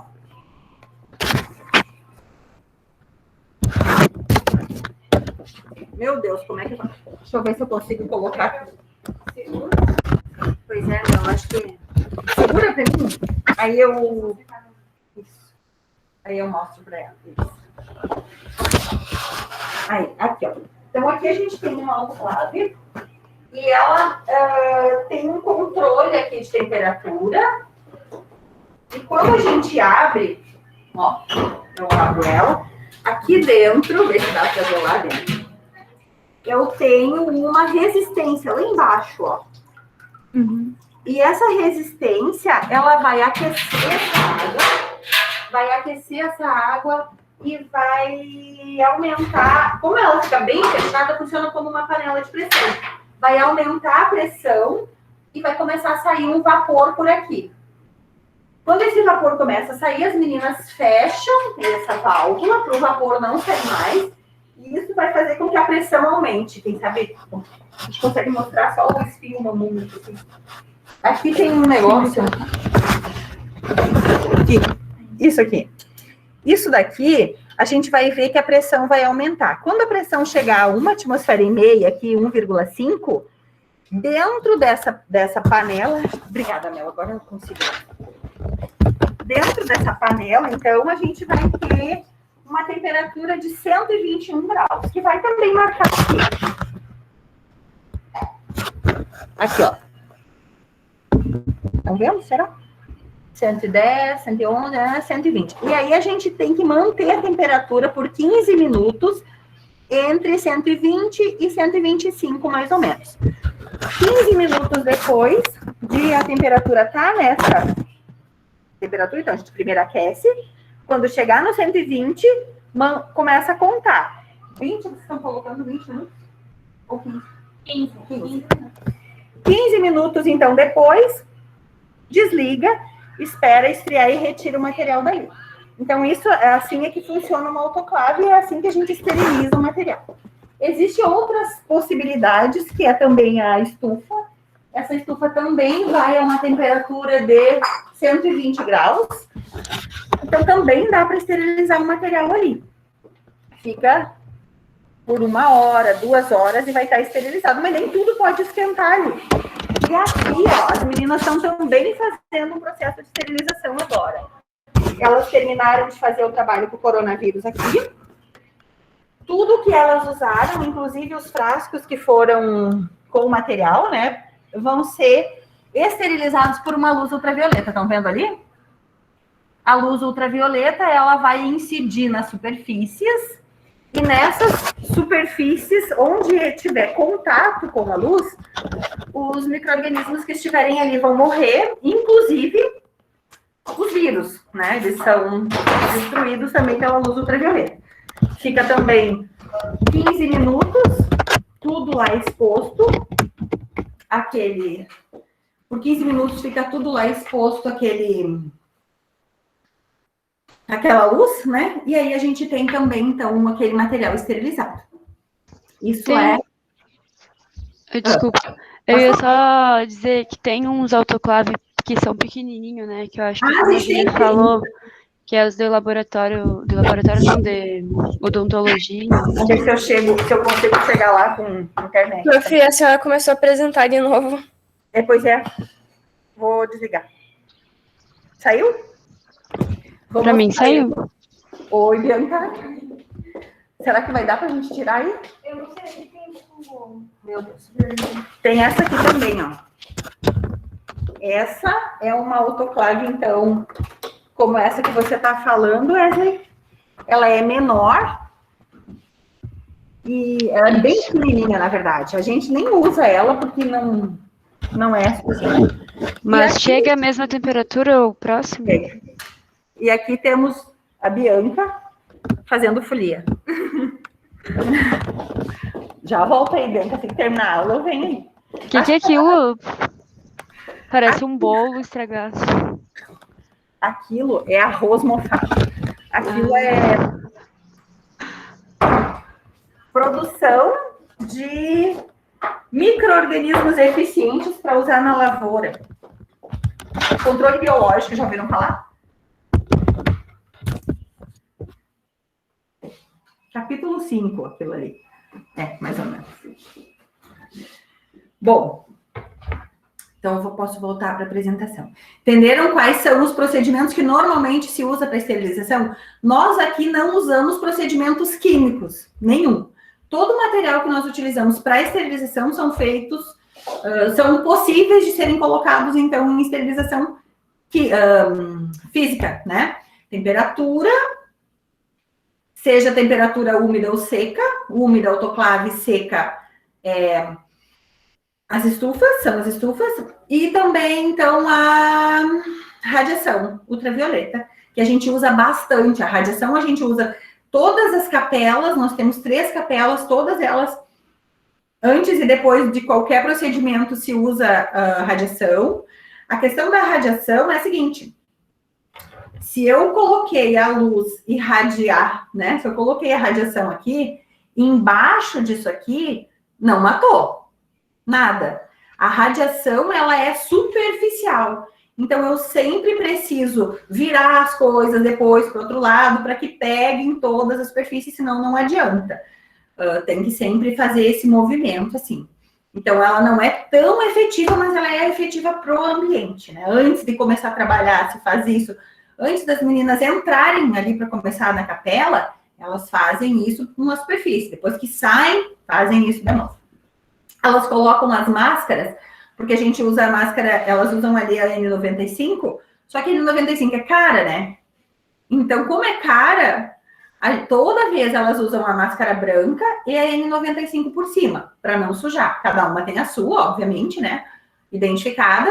Então, elas usam as 2 máscaras e ao final do processo, agora ali, elas colocam por 15 minutos as máscaras na ultravioleta, 15 minutos assim, 15 minutos assim, para que possam usar de novo e a gente economizar a máscara. Pobreza, né? Prof, eu não sei, acho que a senhora falou, mas qual é o tempo que fica na radiação? 15. Normalmente a gente independente do material? A questão é 15 minutos assim, 15 minutos assim, 15 minutos assim. Ah, tá. 15 minutos em cada superfície do material. Ô, prof, e, por exemplo, essas máscaras que a gente está comprando, tipo a N95, que a gente pode usar mais de uma vez, como é que a gente... Higienizar. Como é que a gente faz para reutilizar ela sem... Não pode lavar e nem dobrar de jeito nenhum, né? Se você dobrar ela, na verdade a máscara ela tem um filtro por dentro. E esse filtro não pode ser dobrado, então começa por aí. Você precisa manter ela sempre, aquela azul, ela dobra no meio, né, naturalmente, porque tem uma costura, mas aquelas outras você não pode dobrar, tem que manter ela sempre inteirinha, assim. Não pode lavar em hipótese alguma também, porque esse filtro vai se degradar, não pode. O que você pode fazer é deixar em ambiente arejado por um tempo, tipo assim, usa hoje, chega em casa, deixa em ambiente arejado, se possível no sol, porque tem radiação no sol também, né, você consegue eliminar parte desses micro-organismos, muitos deles você absorve ali pela umidade, né? Então você faz isso. Também não pode pôr álcool, não vale. Mas se você deixar ele exposto ao sol, ao ambiente arejado, por um dia inteiro, no outro dia você pode usar de novo. Essa tem sido a recomendação para se reutilizar em função de que ela pode ser usada conforme o tempo que você usa ao longo do dia. Eu nunca li em termos de horas, tipo, pode usar 1 hora, 2 horas, 20 horas, 50 horas. Mas eu li que tem recomendação que você pode usar por 7 dias, então 7 vezes, né? 7 dias. E tem um outro lugar que eu vi 14 dias. Mas eu não acredito muito nessa questão, não falei essa coisa dos dias, porque li. Mas eu acho que essa conta deveria de ser feita em horas. Tipo assim, se eu usar 8 horas num dia, faz muita diferença em relação a se eu usar 1 hora no dia, né? Se eu usar a máscara por 1 hora no dia, eu posso usar muito mais tempo. Mas ela não tem, devia de ter, né, também, ela não tem um lugar assim onde você diz, agora eu não posso mais usar. Não tem. Você vai ter que ir observando, ela não pode ser úmida, ela não pode ficar úmida. Quando ficar úmida, você tem que trocar, né? Tem todas essas coisas ali. Assim. Mas não pode lavar, não pode dobrar. E para guardar, ou quando a gente tá com a máscara, por exemplo, sei lá, tá aqui a máscara, né? Onde eu coloquei essa máscara? Em cima da minha mesa. Na verdade, eu não boto em cima da minha mesa, eu boto sempre... Não sei se dá para ver, mas eu tenho aqui Tipo aqui, sim. Sempre aqui. Aí, só que assim, a gente larga essas máscaras em qualquer lugar, né? Aí eu venho aqui, nem abro o negocinho, já puxo dela aqui e boto aqui de volta. Mas assim, a gente não pega a máscara e larga em qualquer lugar, normalmente. O que acontece quando a gente larga a máscara em qualquer lugar? Se a gente tinha micro-organismo ali... Cadê vocês? Me perdi. Vocês viram aquela postagem do Instagram?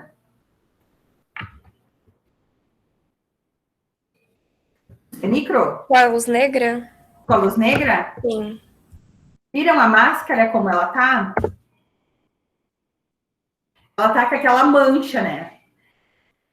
E supõe que que é o local onde a gente respira, tosse, espirra, né? Naquela parte. Onde você largar aquilo ali, você ou a pessoa que está portadora do vírus, onde largar aquilo ali, o vírus vai ficar, né? O vírus vai ficar ali, depois outra pessoa vem, põe a mão, esfrega no nariz e por aí você vai. A gente tem falado muito sobre isso nos treinamentos com os professores das escolas, porque as crianças, elas vão fazer isso, né? E aí a gente está sugerindo que eles façam até com as professoras de artes envelopes para pôr sempre a máscara ali, porque eles têm que trocar de 2 em 2 horas, tem toda uma recomendação. Mas a gente tem...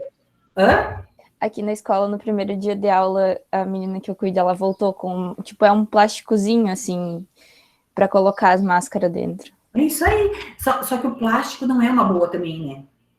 O bom seria armazenar a máscara em não um plástico, porque vai suar.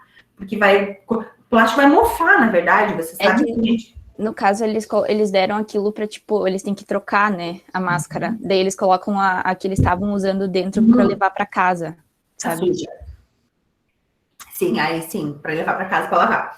Porque o bom é isso aí, sempre tentar trocar, e quando a gente vai armazenar em casa... Digamos que tu vai deixar a máscara por mais de um dia no mesmo lugar, não seria legal colocar em plástico, o bom seria colocar em alguma embalagem de papel. Eu tenho uma caixinha na minha casa, caixinha de coisas, e coloco elas ali e vou pegando elas ali dentro da caixa, porque se você deixar em plástico, a chance de mofar é grande, né? Os fungos se proliferam muito mais fácil no plástico, então... O interessante seria que esses envelopes, talvez assim, para trazer a suja, tudo bem, mas aquele de levar a limpa, que fosse envelopinho de papel, para evitar essa questão da contaminação. Ok? Bom, então tá. Então, em relação ao autoclave, entendido, tem uma outra coisa que eu queria falar que é bem importante em relação ao autoclave, que é, a gente não tá usando aqui isso, tá? Mas para a gente saber se a autoclave foi ou não eficiente, se o processo de autoclavação foi ou não eficiente, existem alguns indicadores. Isso daqui, ó, é uma fita, e quando ela muda de cor quando ela passou de uma determinada temperatura. Ficou a tal temperatura, ela muda de cor. Então, a gente já sabe lá no final do processo que aquele produto passou pelo processo de autoclavação. E isso aqui é feito nos hospitais, é utilizado nos hospitais. Nas autoclaves. aqui dentro tem um bacillus. Lembram do bacillus que é esporulado? Então, aqui dentro tem uma bactéria esporulada. É um tubinho. Se coloca esse tubinho no meio da autoclave, dentro da autoclave, no final do processo, tira o tubinho e põe na estufa. Se crescer, vai mudar de cor. E se crescer o esporo, significa que a autoclavação não funcionou, concordam? Então, a gente chama isso de um indicador biológico do processo de autoclavação. Aqui está a estufinha. Eu não sei, eu caí na hora que você estava explicando sobre a autoclave, mas no caso, eu trabalhei uma vez no consultório e eu fazia essa parte, né? Por que a gente tem que sempre, assim, passa um dado período, porque tem que colocar a data de validade em cada coisinha que tu esteriliza, né? Por que tem que fazer isso? Tipo... Porque, assim, normalmente a embalagem que tu usa, raramente é de plástico também, né? Normalmente uma parte sim e a outra não. Normalmente ela tem a parte de papel, né, que é um papel craft que a gente chama, ou tem aqueles tecidos também, né, que são utilizados para isso. Então, assim, tu nunca tem certeza se entrou ou não algum micro-organismo ali. Então, a gente tem normalmente, assim, um mês de validade do produto esterilizado. A partir disso, nada te garante. Então, esteriliza de novo. Às vezes tu já tá com ele empacotado, bonitinho, né, só bota para autoclave de novo. Mas mais que isso, não é recomendado utilizar, porque tu pode ter contaminado acidentalmente o ambiente, não sei. Bom, então aqui estava a pasteurização, que é muito mais para alimentos, né? A questão da pasteurização dos alimentos.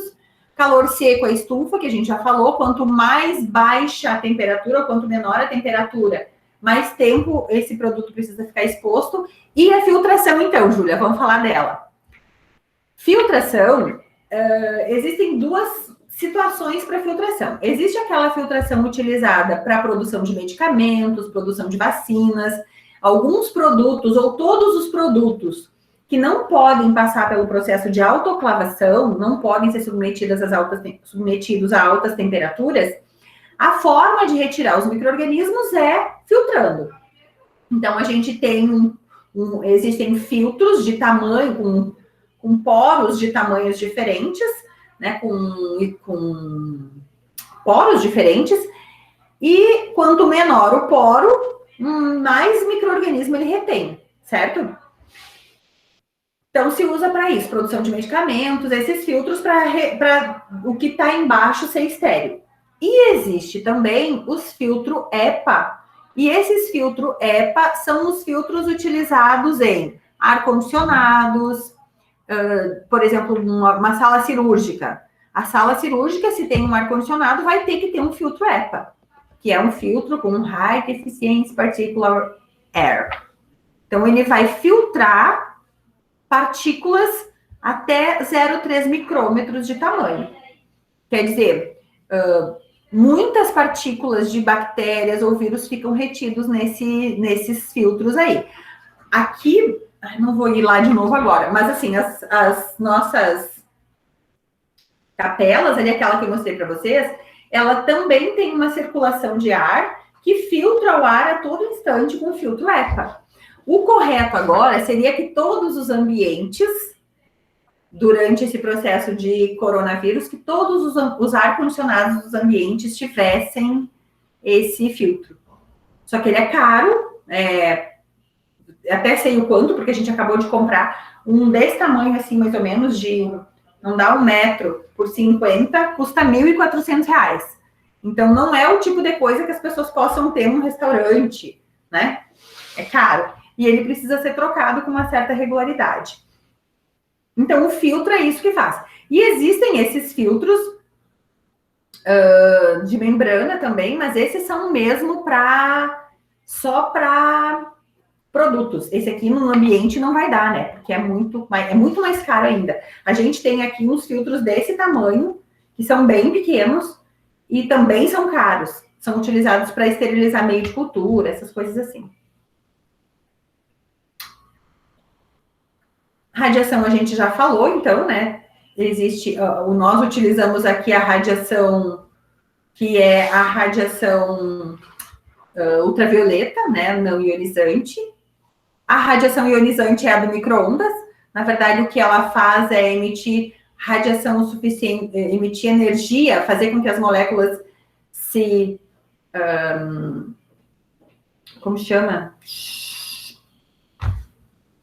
Esqueci o nome. Mas, enfim, elas formam esses radicais e acabam, então, interagindo com o DNA. A radiação ionizante e a não ionizante também, ela interage com o DNA e acaba matando os micro-organismos por isso. Não atravessa vidro, então por isso que a gente sempre fecha a tampa com vidro, para que a radiação não ultrapasse esse vidro e não chegue no manipulador. Não se liga ultravioleta com ninguém dentro da sala, quer dizer, com as mãos dentro do negócio lá, de jeito nenhum.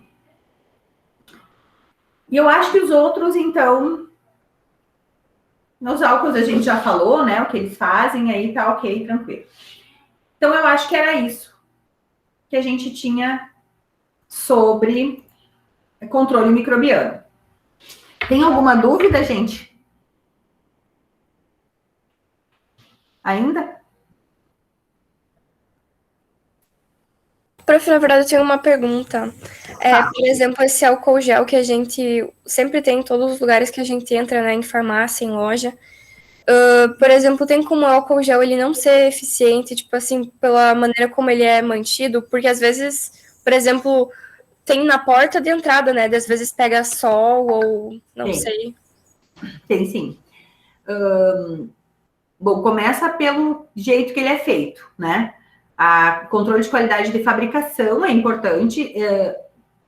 Ele deve ter a concentração que varia entre 60% e 80%, nem menos e nem mais que isso. A eficiência é garantida nessa faixa de concentração de álcool, do etanol. Às vezes, quando essa mistura para geleificar, que é com glicerina, né? Então coloca um gel, até gel de cabelo, já vi gente falar que coloca no álcool. Então, depende de como isso é feito, isso é um problema sério. Tem que estar naquela concentração. A forma de concentração também. Se tiver muito sol, ele vai evaporar muito mais rápido. A temperatura, tanto de diluição do álcool, quanto de conservação do álcool, faz toda a diferença na efetividade dele. Além disso, além da temperatura, ele evapora muito rápido. Então, se ele tiver num dispositivo que perca, que volatilize mais, né, que perca que esse álcool possa sair, né, evaporar, também não vai fazer efeito, não é eficaz. Então, tem uma série de coisas que vão interferir e a gente não vai conseguir controlar muito sobre isso. Tem que usar, né, focando que tá tudo certo e que foi preparado da forma correta. Tem também outra coisa que eu estava falando essa semana, lá no hospital até falei sobre isso, o pessoal falou sobre, a gente usa luva sempre, muito álcool, mão ressecada, né, isso tudo. Como faz, tem que estar sempre usando creme. Eu li uns 3 artigos essa semana falando sobre a contaminação dos cremes. Claro que não esse creme que a gente tem em casa, mas, por exemplo, aí ali no hospital ela falou assim, a gente deixa sempre um frasco com creme para hidratar a mão num determinado local e todo mundo usa o mesmo creme. Daí eu disse, pelo amor, só tome cuidado. Todo mundo pressionando com a sua mão ali, todo mundo encostando a mão naquele biquinho onde o creme sai, né? Além de que, normalmente, esses frascos o creme é reposto, né? Pega um creme e repõe, e repõe, e repõe. Então, a quantidade de situações em que o creme está contaminado e contamina a mão é muito grande.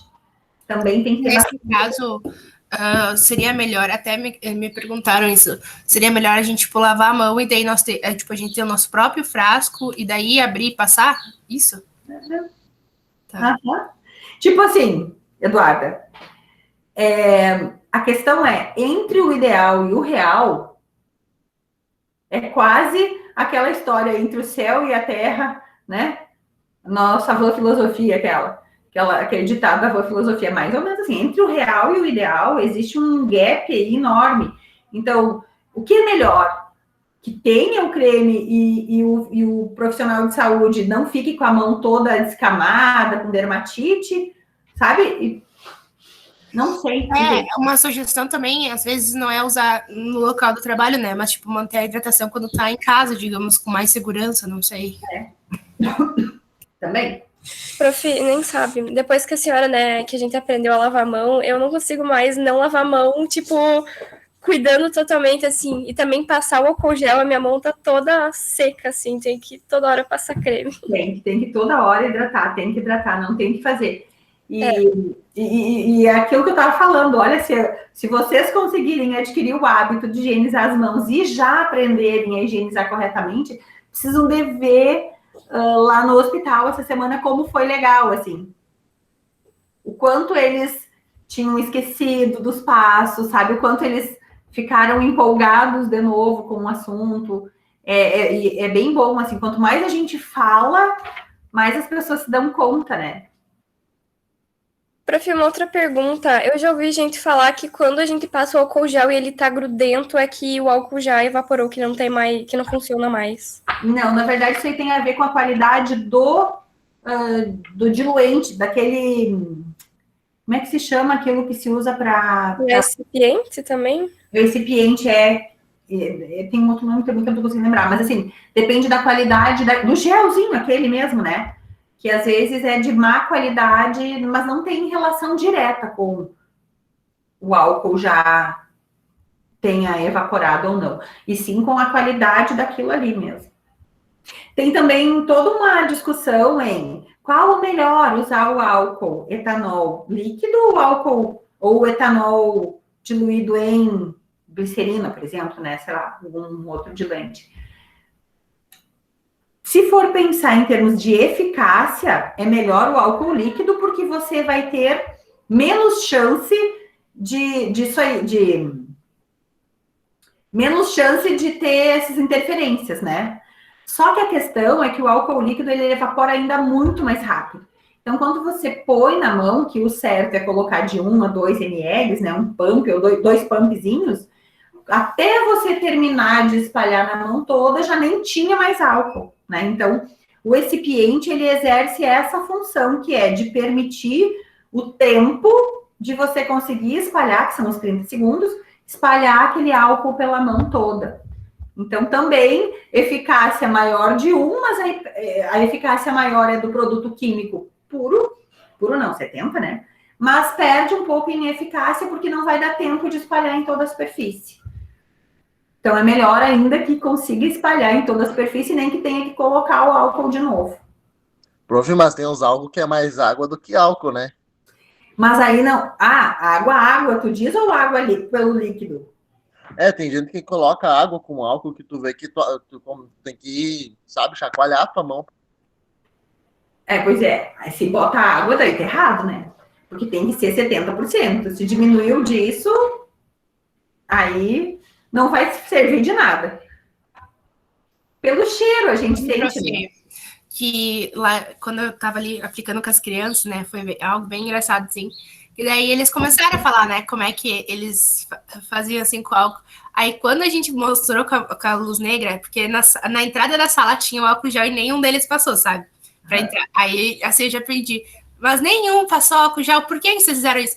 Não, porque antes eu fui no banheiro, lavei minha mão. Então tá bom. Aí a gente olhou na luz negra, aí eles ficaram, tipo assim, apavorados, sabe? E daí na hora da saída eles já estavam passando álcool gel, já estavam falando que na próxima semana já iam trazer os vidrinhos de álcool gel, porque eles ficaram, tipo, desesperados quando eles olharam, sabe? Então, tipo, como a gente tinha a percepção antiga, né? Daí eles falam assim, precisa ser só álcool gel mesmo? Não pode ser o líquido 70? Daí a gente vai lá, explica, porque daí, só que tipo, eles ficaram tão animados, sabe, que eles já estavam assim, desesperados. É bom, né, ver a empolgação. Sabe que lá no hospital a gente fez assim, a gente colocou o produto aquele na prancheta, o fosforescente, na prancheta que eles pegaram para assinar chamada lá, né, a lista de presença. E daí, no final, puxei da tal da luz negra e disse, agora vamos ver, então, quem tá com as mãos contaminadas. Expliquei que era uma analogia, né, não de fato, contaminação, e fui passando a tal da luz negra. Mas foi muito legal, porque daqui a pouco começou, daqui para frente, todo mundo tava com as mãos amarelas, né. E eles começaram a fazer uma investigação. Ah, mas todo mundo com a mão esquerda. O que será que aconteceu? A partir da fulana, a fulana que contaminou todo mundo. Então, eles ficaram fazendo toda uma exposição. Outra coisa que eu fiz foi colocar também o produto na minha frente, assim, em mim, onde eu estava, na frente, no chão. E aí, eu caminhava pela sala, né? Então, aí eu mostrei para eles depois, olha só, por onde eu andei, tinha todo o chão, assim, cheio de contaminação. A ideia era mostrar também contaminação cruzada, foi bem legal. O tal da luz negra, ela dá uma visão, assim, do processo bem legal. Eu pensei no dinheiro, na nota do dinheiro, sabe? Aí, daí eu pedi assim, alguém aí tem alguma nota? Só pra gente ver, né? Porque todo mundo pega dinheiro, o dinheiro é um dos materiais mais sujos que a gente tem. Vamos dar uma olhada. Eles ficaram, assim, as crianças ficaram, assim, apavoradas. Eles não tinham a noção, sabe? De como pode ter micro-organismos em lugares que a gente, às vezes, nem pensa, sabe? Sim. Sim, bem assim. Mas é bem bom, né? O tal do luz negra é bem interessante. Gente, assim, ó, eu vou... vocês podem fazer o Kahoot, né? Então, querem fazer um intervalinho? Eu vou parar de gravar aqui. Tô gravando ainda essa conversa.